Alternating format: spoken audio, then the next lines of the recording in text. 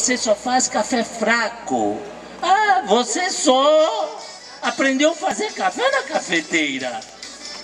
Mas alguém te diz para usar o coador. Por quê? No coador é mais forte. O que você faz?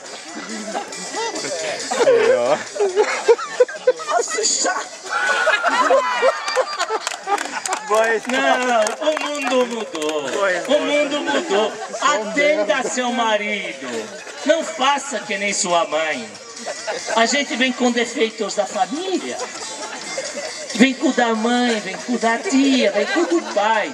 Mas tem que dar as costas e se abrir. Não pode ficar fechada. A família não tem sexo.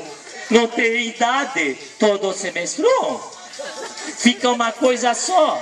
A família é composta de homens, de mulheres, composta de crianças. As amizades são compostas de ex-alunos de mecânica, química, eletro. E todos devem ajudar a todos. Você não gosta mesmo, hein? Estou perdendo encanto. Agora que ouvimos as leituras, pergunto. Primeira.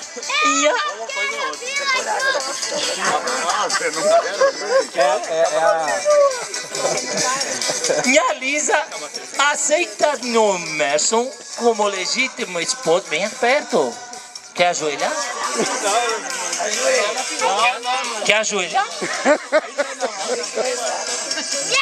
Eu vou perguntar. É. No final pergunta, né? É. E a Lisa? É depois tem que saber se eles aceitam. Porque aí se alguém tiver alguma coisa contra, não pode. Quem vai ser contra? O cara tem alguma coisa com você lá? Pelo jeito ele não quer o casamento. Aceitam o... Você vai jogar o boquete para Aceita o Mesmo como legítimo esposo, mesmo sabendo que com o tempo ele vai chegar bêbado em casa, cheirando a perfume de vagabunda, dizendo que foi pescar sem trazer nenhum peixe, dizendo que foi jogar sem nem ter suado, reclamando da falta de dinheiro e tendo que tomar Viagra e engolve para poder e não enjoar?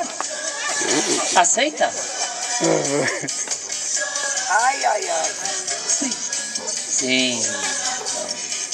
E o Emerson, aceita a minha Lisa como legítima esposa, mesmo sabendo que com o tempo ela vai querer fazer botox, por silicone, achar que você cata todas, elas acham, puta que pariu, se eu catasse a quantidade de mulher que, nossa, já tá feito, cata todas, querer ter relações mesmo estando